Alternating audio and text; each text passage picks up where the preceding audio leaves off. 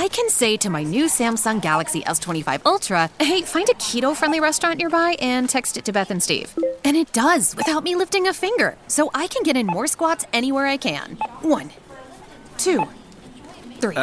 Will that be cash or credit? Credit. 4. Galaxy S25 Ultra, the AI companion that does the heavy lifting so you can do you. Get yours at Samsung.com. Compatible with select apps. Requires Google Gemini account. Results may vary based on input. Check responses for accuracy. I was never really a runner. The way I see running is a gift, especially when you have stage 4 cancer. I'm Anne. I'm running the Boston Marathon, presented by Bank of America. I run for Dana-Farber Cancer Institute to give people like me a chance to thrive in life, even with cancer. Join Bank of America in helping Anne's cause. Give if you can at BofA.com/supportAnne. What would you like the power to do? References to charitable organizations is not an endorsement by Bank of America Corporation. Copyright 2025. Business taxes. Was stressing about all the time and all the money you spent on your taxes. This is my bill? Now Business Taxes is a TurboTax small business expert who does your taxes for you and offers year-round advice at no additional cost, so you can keep more money in your business. Now this is taxes. Intuit TurboTax. Get an expert now on TurboTax.com/business. Only available with TurboTax Live Full Service.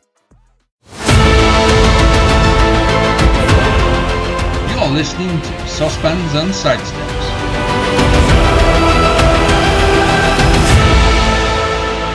Hello and welcome to this week's edition of the Saucepans and Sidestep podcast.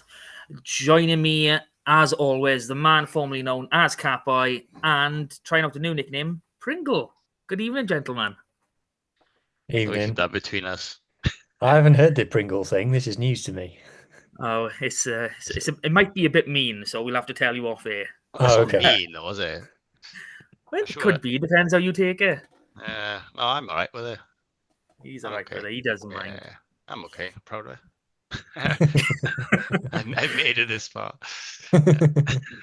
Okay, let's dive into some rugby then before we get completely sidetracked.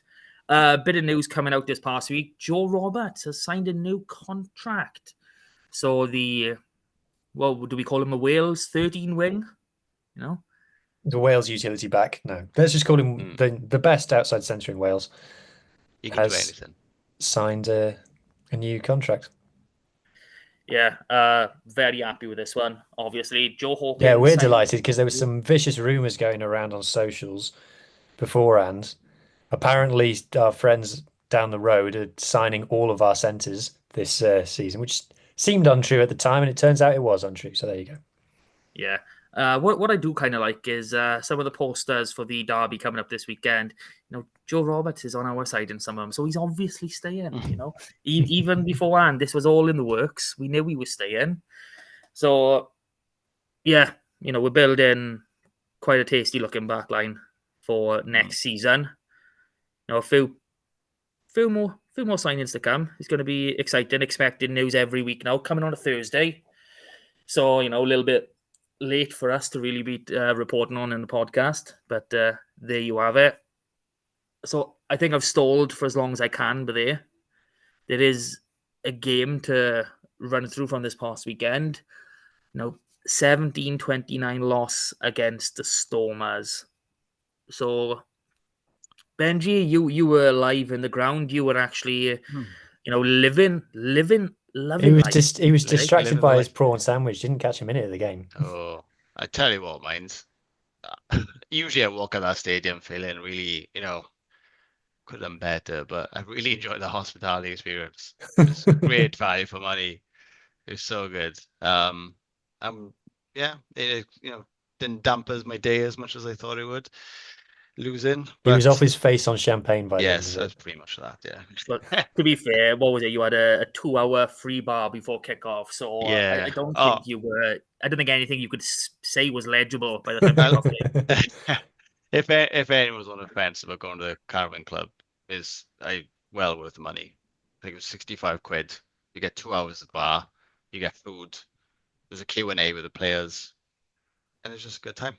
That's worth the money on its own without getting to see the rugby match. And you get a seat, and this view from there is pretty good. It's kind of closed off. You get your own toilets and stuff. Happy days. Happy days. Certainly enjoyed. So you said it was a bit of Q&A with the players. What players did you have in there? Max Douglas, Tom Rogers, and the other name escapes me. I think The you other try name is, yes, I guessing. think it was Ben Williams. Ben I think Williams, was yeah, the that's one. it. Yeah. So Yeah, you did get chatting. Well, Pete, everyone got chatting with Tommy Rog. So he gave a bit of an update of when he's likely to be back, didn't he? yes. I told you, didn't I? I forgot. Yeah. Yeah, you did. Yeah, we both know the Can answer. you remind me because I was pretty on the Guinnesses by that point. He was long gone by that. Okay, he's hoping to be back for the Leinster game, Yeah, Leinster game. That's it. which is incredible for a fractured thumb. Especially being a full back three. It was highly taped up. Yeah. It looks like it wasn't he was moving his arms and stuff. So, I mean, it couldn't be that bad, but it was pretty taped up. So, yeah. He was in good spirits, though. I can't wait to see him back. Happy days. I think we're all in the same boat with every single player that's currently out. Yeah. So, what was the atmosphere like? Then, obviously, Caravan Club's a bit different from. Yeah, you get a variety in there. You get people obviously have come for the day out, and you get people then. I mean, it did empty pretty much when the game started. Yeah, but it was good. One of my friends from South Africa, well, he's moved over here now, but he's a Stormers fan, and he thoroughly enjoyed it. And he even bought a Scarlets shirt. He bought our away shirt, the blue one. So and he said, "Oh, I'm going to wear it next week." So I've got him tickets now to come next week as well, next Saturday. So he's coming to that. So yeah, thoroughly enjoyed it. He said, "Oh, we definitely do this again. It's well worth the money." I was like, "Yeah, it is." Even though I've got a ticket already, I'd happily buy another ticket to go there, but not every match. We draw the line there. Yeah, you Well, there you to go. save The Scarlets higher ups are already in a good mood with us now from this podcast. They can stop listening now. Yeah, thoroughly impressed. I recommend it. Okay, so that's a bit of the experience being in Caravan Club. Nice. You're bringing a return fan, so happy days for the club. Yeah. That's at least an extra. He brought his girlfriend with him, so well, she's coming as well next Saturday. So wow, happy days. That's like what for the derby. That's like at least an extra 60 quid on ticket sales. Yeah, plus all the crap they'll have in the ground. Yeah, you know what? I think you've made more money than I feel with the employees at the minute. I've literally bought about 7 tickets for this game because I got a lot of mates coming saying "Oh, I'll come to that game. It's a great Osprey Scarlets 3 p.m. kickoff." So that's what we want. More yeah, we heard. I think we heard middle of last week on the grapevine that it's already the biggest gate of the season. Yeah, it's over 9,000 now, from what I've heard. Happy days. Yeah. Okay, on to the actual match then. No, wait. Let me tell you about my beer that I'm drinking. Oh yeah, Well, what's the word they use over on rap for this stuff? I genuinely can't remember. They haven't done it in ages. They stopped doing it in a previous hosting lineup, and can't even remember. But they should bring it back. Bring back beer of the week. Oh, they've all stopped drinking now. Nobody drinks anymore. I was talking about this at work the other day or somewhere. Dr. Pepper doesn't count, Mark. Cherry Crush, limited edition. But yeah, no one drinks anymore. Bring back casual drinking, I say. It's a new thing now, isn't it? It's like the millennial thing of not drinking. Yeah. Well, are you going to describe the drink, or are we just going to move on? It's a stout. I think you're just going to show it. It's my dad got me a bunch of stouts, and it's 5.5%, which is more than I normally don't go for beers if they're more than 5%. And then my dad, who's a wise old man, said to me, why don't you like it? I said, "Oh, it's too much alcohol content." He says, "Well, drink it out of a wine glass." So there you go. And I thought he's right. So no, I'm not prolonging the inevitable, but I'm just clocking you're wearing a UBB shirt under there. I am. UBB beats Toulouse at the weekend on Sunday night.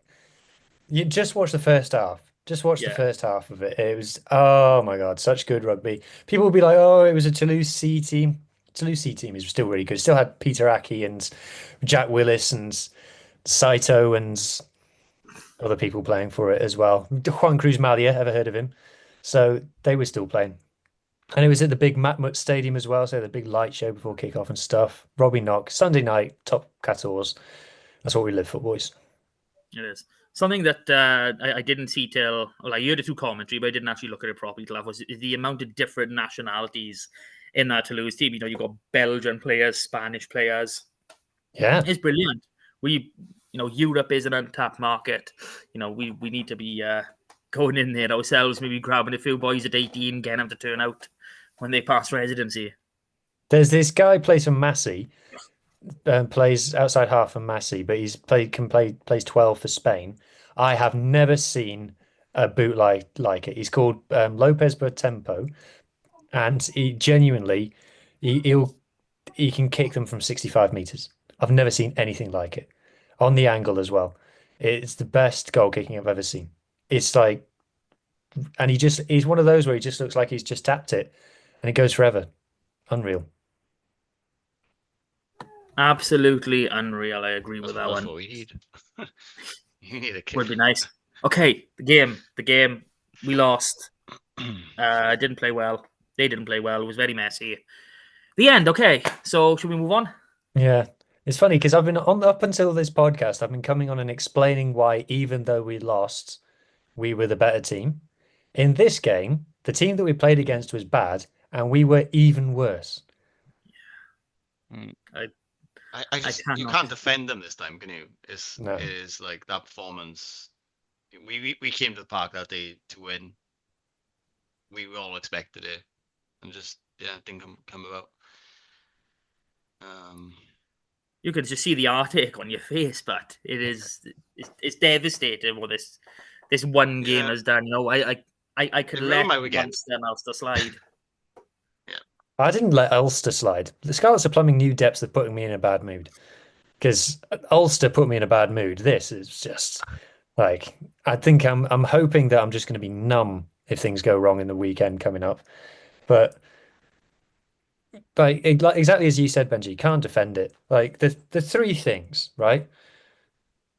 Restarts, embarrassing. Sub-professional level. Not good enough, not acceptable. What on earth are they playing at? Last season, in the first half of last season, I was getting messages off people saying, what do the Scarlets do between games? Because it doesn't look like they do any training. And I haven't been getting that at all this season. And then in this game, I started getting them again. Like, what is going on? Like, restarts, abysmal. Sort it out. Secondly, got manhandled in attack again, not getting over the game line. Why we're trying to do pick and goes, we don't have the players for that. That doesn't suit our skill set. Stop trying to do it because it didn't work against Ulster. We got put on our backsides and it's happened again this week. And third and final thing, this season we have scored 50% of our tries off set plays or first phase moves. So why didn't we do any of those? What was going on? This is the thing, because everything that was good about us in the first half of the season, none of it was on show against the Stormers. It's that defense, right? Because the first half of the season we were complaining a little bit that we weren't scoring tries, right? We were just defending. But we were getting close to winning. Now we seem to have forgotten the whole defending bit to a point where I don't think our defense was very good the weekend. We were letting through some easy tries. Oh, it was embarrassing abysmal at times.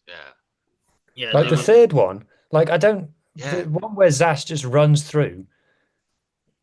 I don't understand. I genuinely can't comprehend what's going wrong. I was chatting to Harley about it. He reckons that the inside defense was too tight, and then there's a massive gap between McLeod and Lloyd, and they're just not speaking to each other.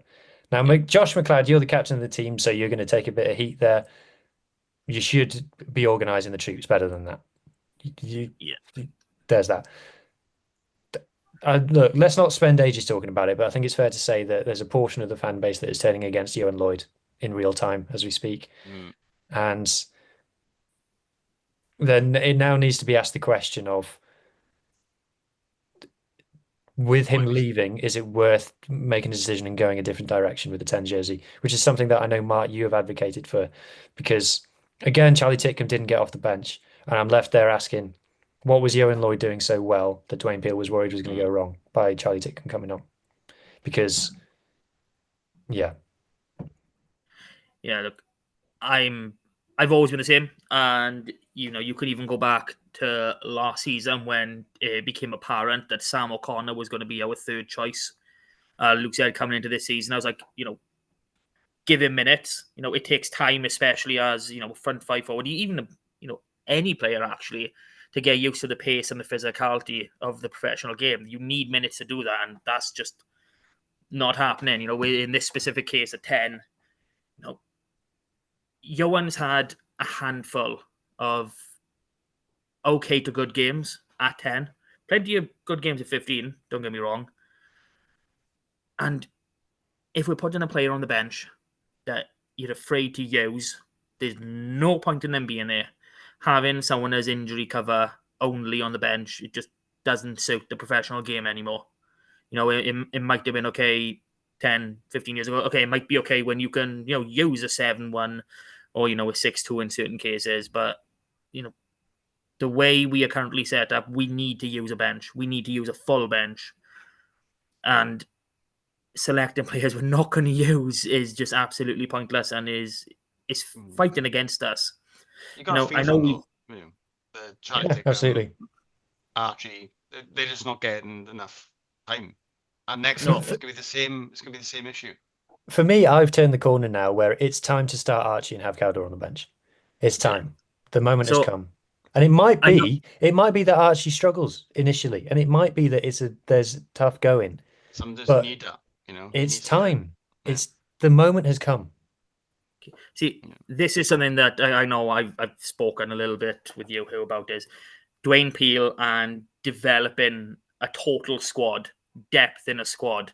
I mean, if we just look at the players' minutes this season, I know we've used 9 as a big example, so I'll just come back to that now. Gareth, we've played, give or take, 1,360 minutes. The 80 minutes over the 17 games, and Cawdor has played just over 1,100 of them. Archie's getting 141 minutes. 51 of them was from a start. So you're talking he's got 90 minutes from something like 6 replacement appearances. He's getting 15 minutes off the bench, basically, is what you're telling us. That is telling us. You're not going to learn anything from 15 minutes off the bench, especially as a halfback. Charlie Titcombe's situation is even worse. And again, we're in a position where we know that Charlie Titcombe is, again, going to be in those first 3 choices of fly half next season. He needs minutes to even try and develop. And this goes across, majority of the squad. Sam O'Connor is still not getting minutes, even though he's third choice, even when Matthias is unavailable with Wales or illness. If we look at lock, we've literally used Sam Lousy, Alex Craig, and Max Douglas all season. That's legit. Jack Price has had bunk minutes. I know we had injuries to contend with, last season, but with the sheer amount of minutes there are, you're telling me we can't give a good chunk to these players to try and get them up to the next level. We have transition coaches to build these players up, to push them into the full first team, and they're not getting the minutes. They're not going to push on. We seem to have discarded Morgan Jones after he was, he was pretty good last season. Fair play to him. His stats were really good as well. So we've left him behind. Jack Price was the one that was, I know I don't like saying the word left over, but, he'd had a few minutes as well. And start of the season, it looked as though he was going to be used for those minutes, but it just hasn't materialized. The skill of minutes to the number of players is just baffling. Now, looking in the backfield, like I said at the start of the season, I thought Jack Davis could have had a big part to play this season. Obviously, this was before, Ellis Mee's full emergence, but, that didn't properly happen until, November, December. So it still leaves me scratching the head that when we only really had 3 true back 3 players available, that we weren't, letting these young boys have a chance. Even if it's a case of 40 minutes, have someone on the bench in worst case scenario, because we weren't using the bench. So having someone to cover that would have been absolutely fine. But when they have brought on these players, it's at the wrong time. Yeah. It's always at the time where either the game's gone or we need to do something. and it's not the right time to do it. I think they started Archie maybe once, something, and it's literally the game probably shouldn't have started, which is against Gloucester No. for me. It just there's some of these selections that just don't make sense. I mean, long term. we can even go into the full 23 selections. Now, I love Johan Nicholas, but he's not in the first 15 for me. You know, he's brilliant to come on to show some things up defensively, you know, be a sort of leader towards the end of the game, make smart decisions, make sure people are around him. But but starting when we had Tommy Well, Lewis it's like we've got 2 utility backs in the starting lineup and 2 specialists on the bench, isn't it? Like Johan Lloyd and Johan Nicholas are both utility backs, and Charlie Titcombe and Tommy Lewis in this case are specialists. It baffles us, you know.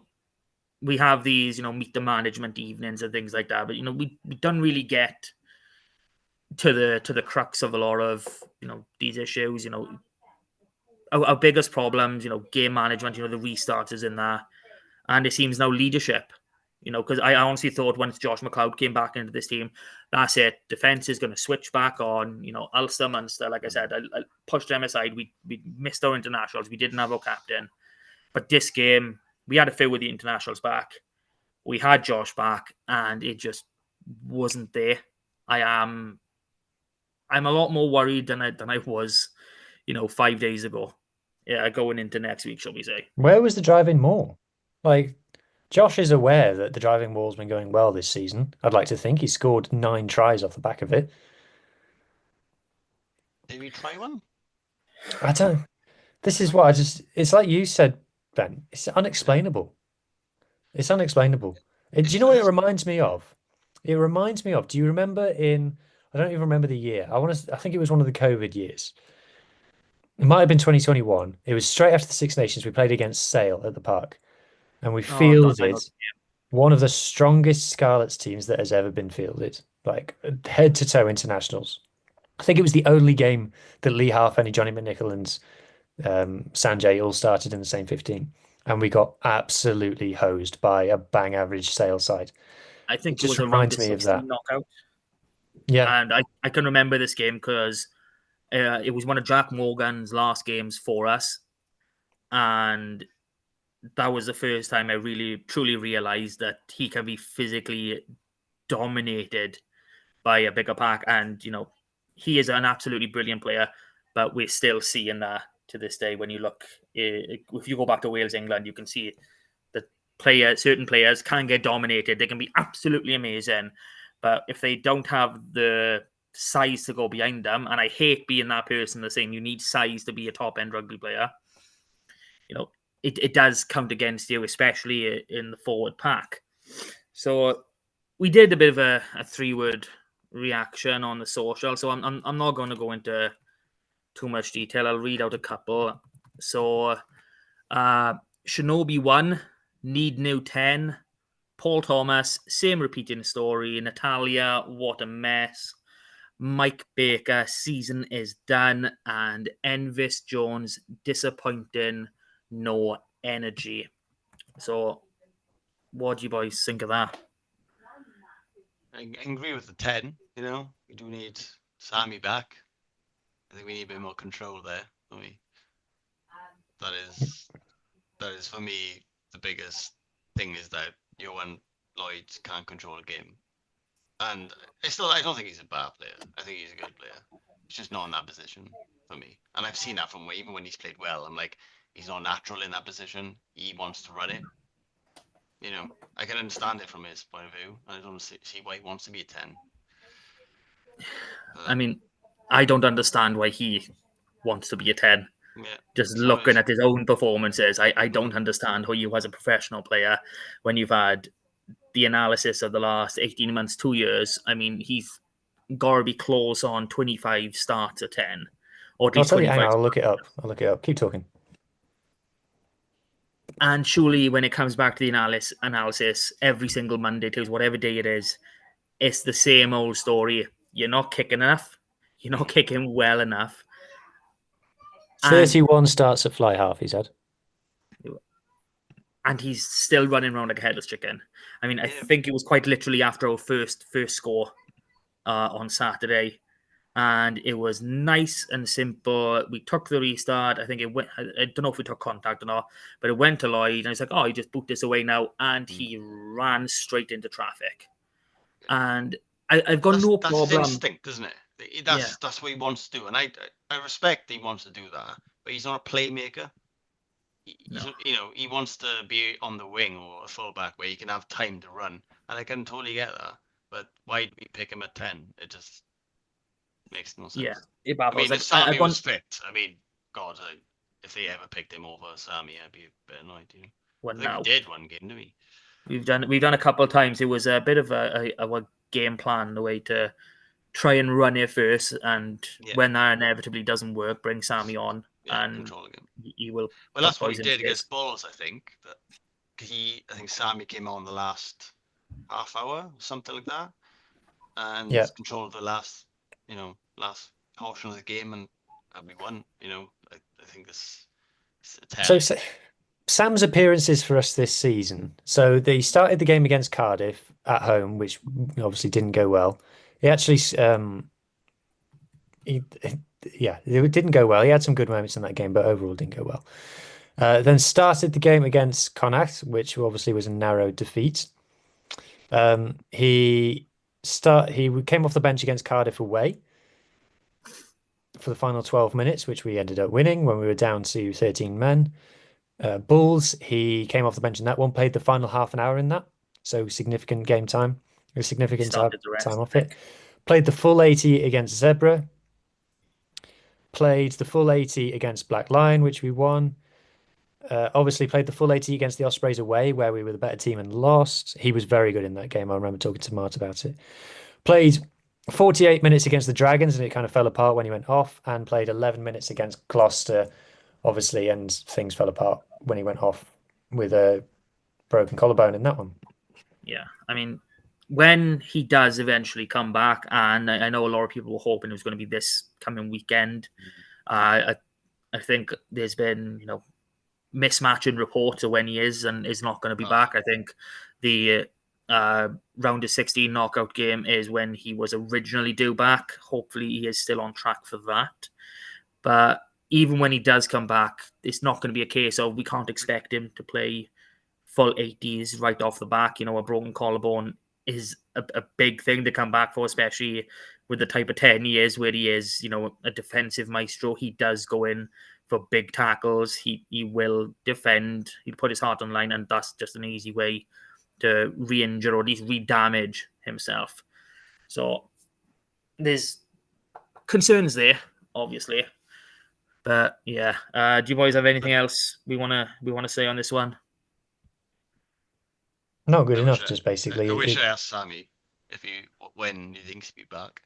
I did see him on the weekend, but didn't ask him. Starstruck though, now. I was. Best 10 in Wales, man. Best 10 in the world. We have that. He's awesome. Okay. So, do you think we are ready for the community game? Yes, because we've got a cup victory to talk about. We do have a cup victory to talk about. So, I will try not to be too long. And boom, is my screen on show? Yeah. Yay! So for all the audio listeners, you are now missing out on my awesome spreadsheet of all the fixtures, results in the community game. Okay, so this past Thursday night, there was, a little something called the SRC Cup Final on show, where Llandovery, after topping their pool and, having a better, scoring more match points than Ebbw Vale in their respective pool, got to play at home. Cup final on your home ground, bit weird, but there we go. Cup final on a Thursday, even weirder. But Ebbw Vale brought so many fans. It was a bouncing atmosphere, fair play. So if we just get on with the score, so Llandovery won, retained the cup, 39 points to 7. And is that a three-peat? No. The league would be a three-peat. This is the second cup in a row. So technically, the double-double has been done, but not in same seasons. So one of the boys on the SRC podcast with me, Rob Reese, he is a die-hard Ebbw Vale fan, and they did not see this coming. They really didn't. Like, don't get me wrong, a few things went against them in this game. They lost a player early doors, and then John Evans, who we all remember fondly from down to the Scarlets, he came on at around the 45th, 50th minute mark. His first game back from injury, and he was off the field within a couple of minutes. So they did play roughly the last half hour without a 9. So, that was hard, but 39-7. Ebbw Vale have done the double over Llandovery this season. It was back-to-back games early in the year, but that still stands. This was absolutely unbelievable for Llandovery.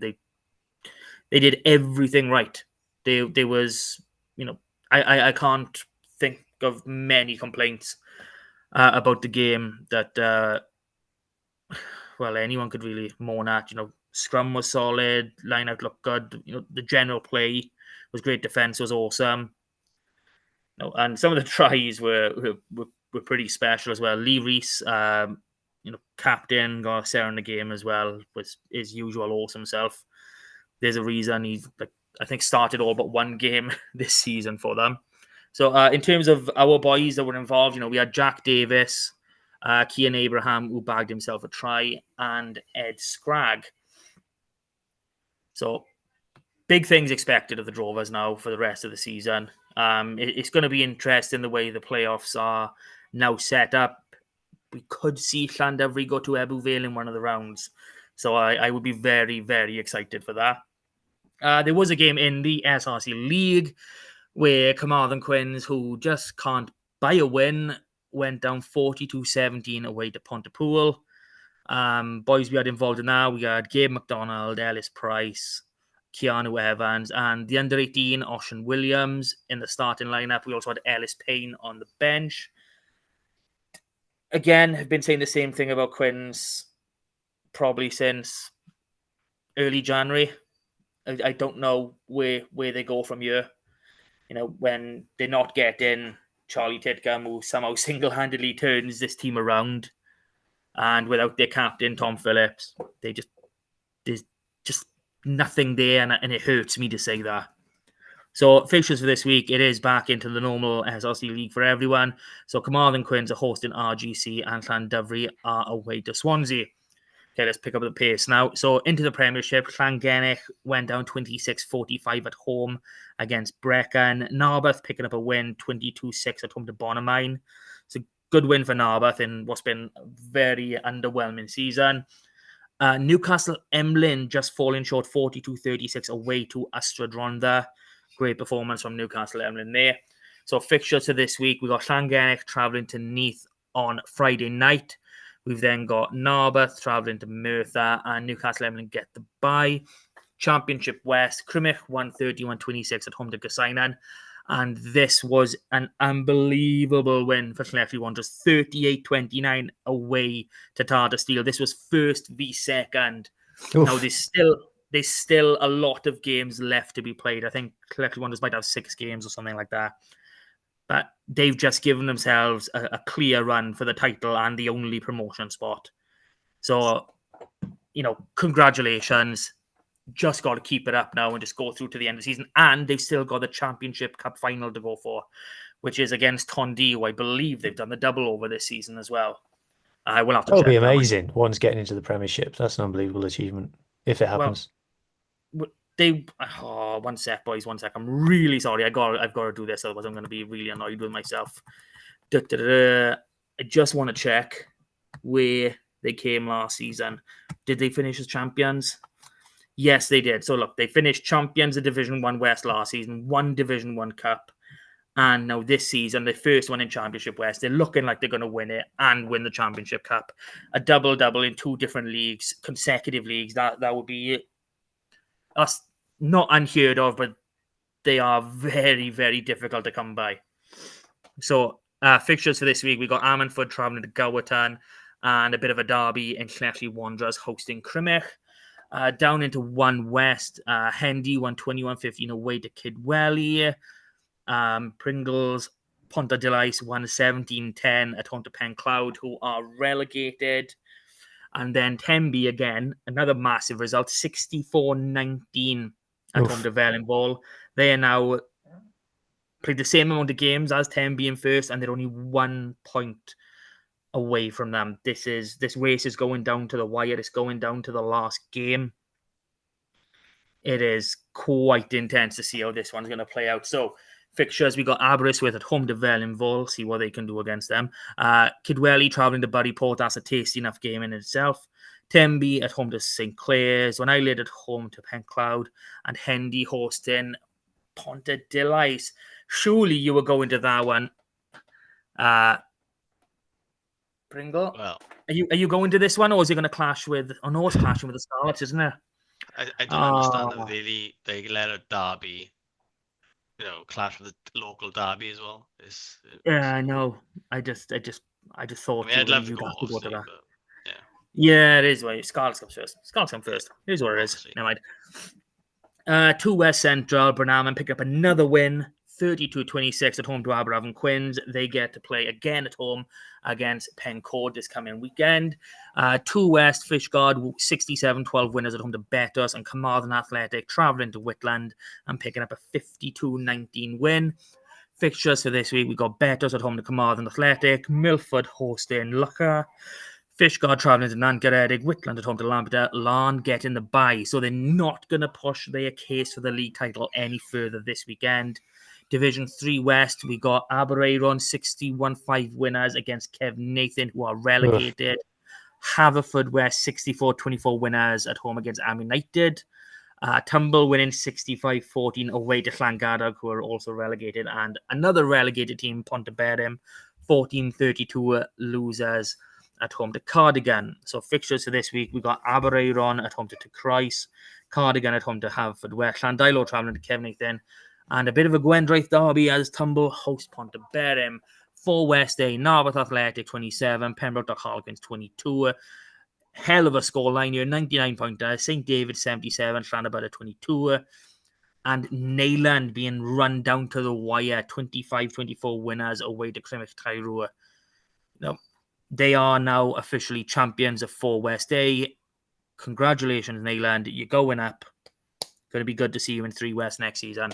So fixtures of this week, we now got Langham at home to Llanabada and Crymych Tairua travel to Narberth Athletic. Down into 4 West B, and Hughes, New Dock Stars, travel to Pantavenan.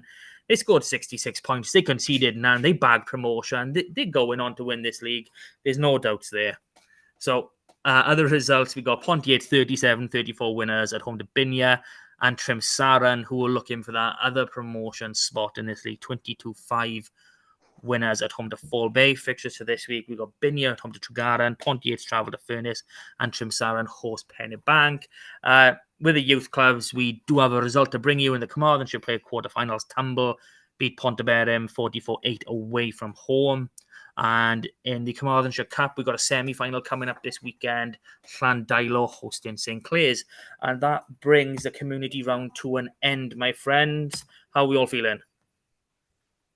Just emotional at the roller coaster ride that New Dock Stars have had this season. I know it's been a hectic couple of years. We've been going up, and then we've been going up some more, and then just when you think you can't go up any more than that, we go up again. It's just takes its toll. It does, and when you got a mascot like Harry Thomas there every game, driving the boys, it just makes it even better. How good. So I'm just checking the kickoff for that game on Saturday. It kicks off at 2:30, and Osprey Scarlets kick off at 3. How is that allowed? It is. I don't know. Why can't they just space it out so the true fans can go to both? Look, I get you, and it is something that they don't move around for anyone. No. Who cares about the regular fan if there's TV money on show?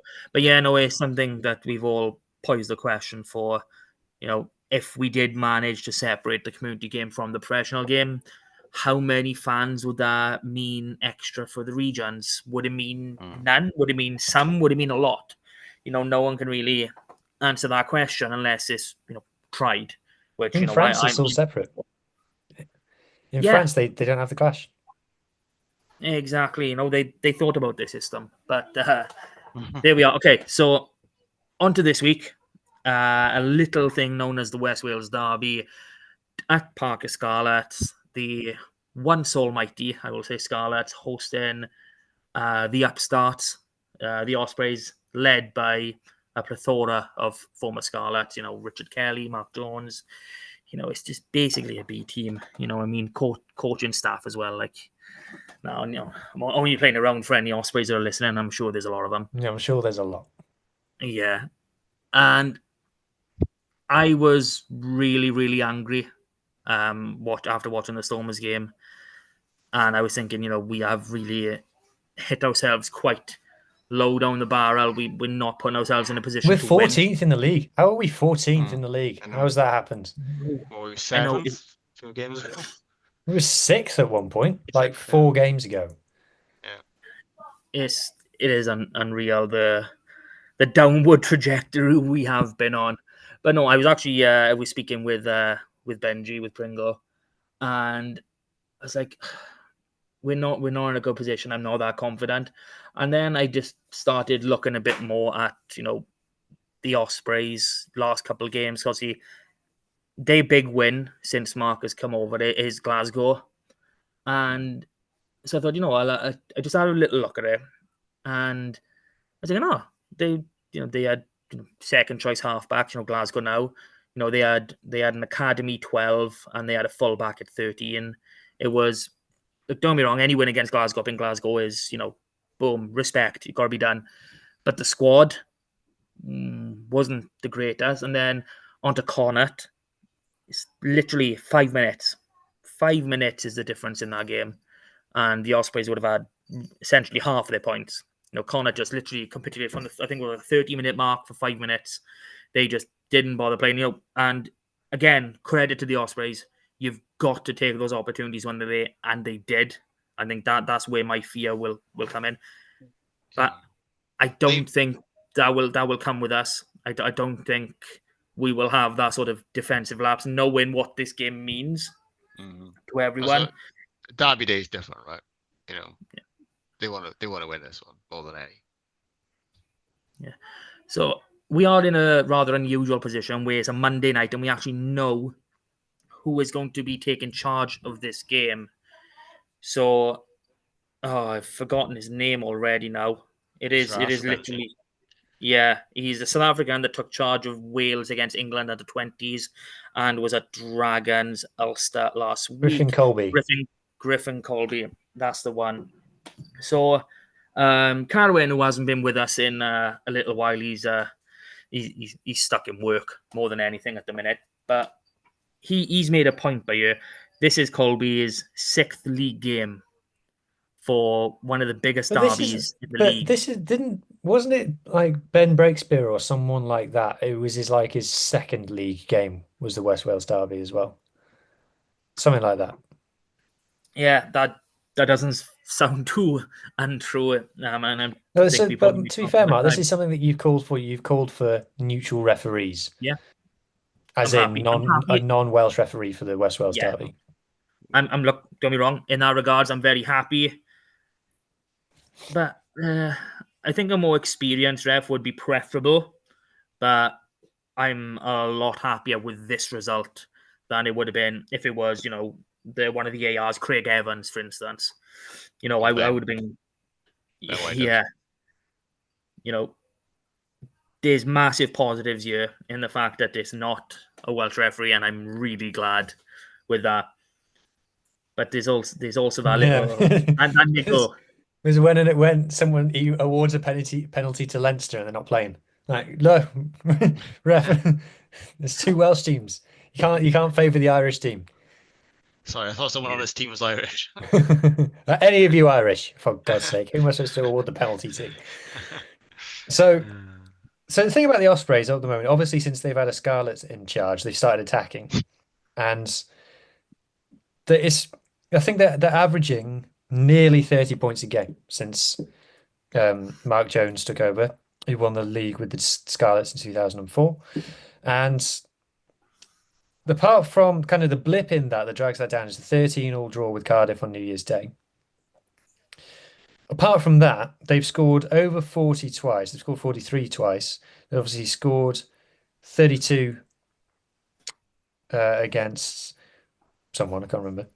35 in there as well. So they know how to score points. They are gradually forgetting how to defend. They've conceded at least 30 in 3 of their last 5 games, but there is a nil in there where they nilled Benetton, but Benetton were turbo garbage in that game. So it's one of them. It's a bit like Gloucester in that I feel like in order to beat them, we're going to need to score a few tries, and it's just like it's like pushing water uphill for us at the moment, scoring tries. So that's kind of the worry. Yeah, I was saying to Martin the week, I was like, I'm fed up of us doing the one-up runners where we've got some of the best backs in the league. I don't understand why we need to keep trying to break through the middle when we've got like some of the We've got some of the smartest backs as well. Yeah. We've got backs with really high rugby IQ. I just don't know why we're still playing that way when it clearly isn't working. Yeah, I know, and I know there's an argument that when Johnny comes back, he is that bit more physical of a 12 than Eddie James is. I don't think Eddie's got a problem with the physicality. I think Eddie's got everything. No, I don't think there's a problem with his physicality. I just think Johnny is that bit better. So, like I said, Ben just said, we have had a little bit of a chat about this, and I don't have a problem with us, taking that carrier up the middle as long as we've got a bit of phase play planned. As long as we've got something set up for phase 2, 3, 4, something 5. up the sleeve. It seems as though we're relying everything on one crash ball. It's Eddie. He's magic. He can do anything. He'll make a haul. You'll get an offload and he'll pull something out of the bag.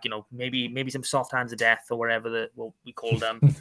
But that they are set moves. But I mean, that has worked. But you need to change it up a little bit. Go wide because you've seen how it works for the Ospreys by going wide. Yeah, and I know people go, "Oh, you need to earn the right to go wide." Not off set play, not off first phase ball. You don't. You can just go for it. And we score plenty of tries, as Hugh has already alluded to from that. And it's somewhere where we actually excel when we get it right. Yep. And so if we're looking at, the differences that's going to be from this week to next week, I'm hoping Blair Murray's going to be back. I'm hoping Johnny Williams is going to be back. So basically, that's just rounded off our whole back line, really. That's given us a solid bench as well to call upon. The only concern in that regards I have is we need someone who can play 10 at 10. And I know it's a huge game, but I've got no problem throwing Charlie Titcombe in there. I really don't. So you heard Sammy is definitely not fit for this game. I haven't heard he's definitely not fit. Can we hear the Undertaker music playing? That's the question. If no, then he's not fit. Yeah. But no, that's where I stand. In the pack, obviously we've got Sam Wainwright, who was a late withdrawal. Camden Mathias, who was a late withdrawal as well. I didn't actually know about that until midway through the match, and Sam O'Connor came on because I missed the start in 23 at the beginning of the coverage. So those two coming back will be a bonus as well. Yeah, I think there's more than enough. We've got more than enough to win this game. We've got more than enough to win both games. We've got more. Should we just quickly check the Ospreys injury situation? I'll just have a quick look on Twitter. Here we go. Oh, all of their players are all injured. That's funny. That's I thought that was a Toby Booth thing. Well, I just don't know. Apparently, I mean, it's a miracle that they even fielded a 23 at the weekend, given that all of their players are always injured all of the time, according to Twitter. Well, by the bookies, we are favourites for this game. Are we? We weren't. Yep, and we weren't against the Stormers. What did the bookies know? Exactly. And this is exactly what Big You're M saying said. it's a fix? Well, I don't know. Just saying. We are favourites for change. No, so forget that it's a derby for a minute. What do we want to see from this game? All I want to say is win, Martin. I want to see a win. Want to see a win. Okay, performance-wise, what do we want to see? We just want to go back to. I want all the boys to watch tapes from the first 10 games of the season, watch all those games back. I want them to write down on a post-it note what they thought was good about it. I want them to stick that on a board in the canteen at the park and then look at it and then come in the next day and look at it again. And then to do that every day until Saturday morning and then go out there and beat them. That's what I want to happen. Yeah, I can live with that. So, do we have anything else? I mean, I'm sure we got some predictions to really. Are we going to be bold and do predictions this week? I don't want to. He does. This is the one I you don't want like to do predicting. anything. Don't. Well, I'll be honest. If we go to the SRC pod, I did kind of jokingly, not jokingly, say Llandovery were going to win by 30 plus, and they won by 32. So, Come on, I might you've done as a well bold do that prediction now. before, and it's come off. So go for it. Give us some positivity. Go on. Give us some positivity. There's no point in us being here if we're not going to predict a Scarlets win. Every single week. Single week. Yeah, it's obviously going to be a Scarlets win. I mean, we've got way too much firepower. You know, the boys have got so much hoil. You know, they've got heart. You know, these boys are all, true Scarlets. They're not, bloody traitors who've travelled from other teams and, things like that around Wales. There's going to be 10,000 people there. So I reckon. Yeah. Kieran Hardy will forget which team he's supposed to play for. Ryan Colmbill will score a try across the wrong try line. It'll be tidy. It'll be tidy. So yeah, no, I think it is going to take a good few points to beat them, but I do think that our defense is going to click and remember what it was meant to do. So let's go. I'll be kind. I'll go 28. I'll be 28-19 Scarlets winners.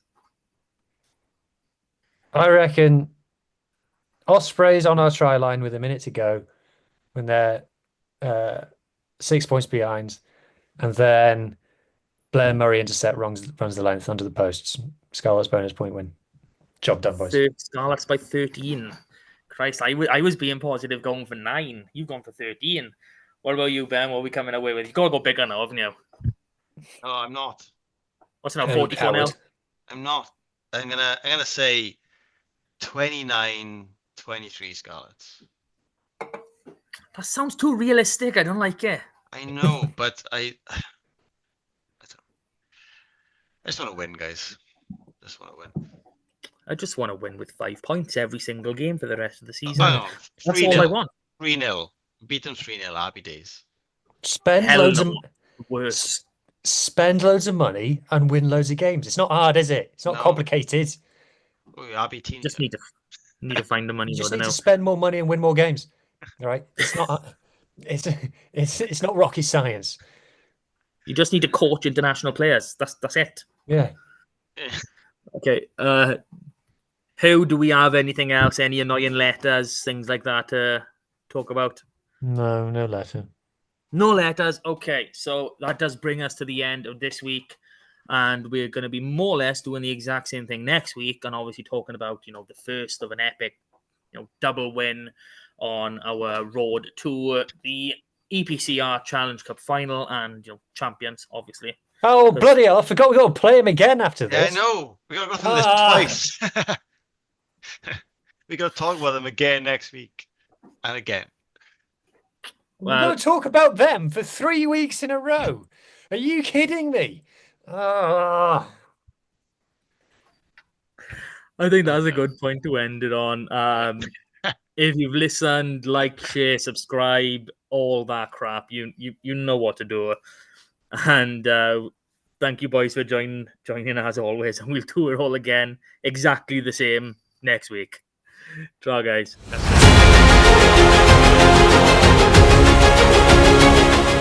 That was Saucepans and Sidesteps. Please rate, review and share on socials if you can, and join us again next week for more of the same. And until then, enjoy your rugby.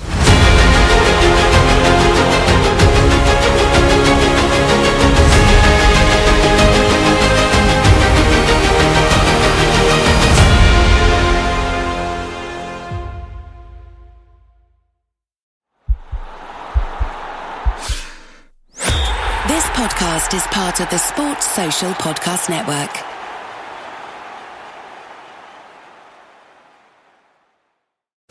If you work in quality control at a candy factory, you know strict safety regulations come with the job. It's why you partner with Grainger. Grainger helps you find the high-quality and compliant products your business needs to inspect, detect, and help correct issues. And the sweetest part is, everyone gets a product that's as safe to eat as it is delicious. Call 1-800-GRAINGER, click Grainger.com, or just stop by. Grainger, for the ones who get it done.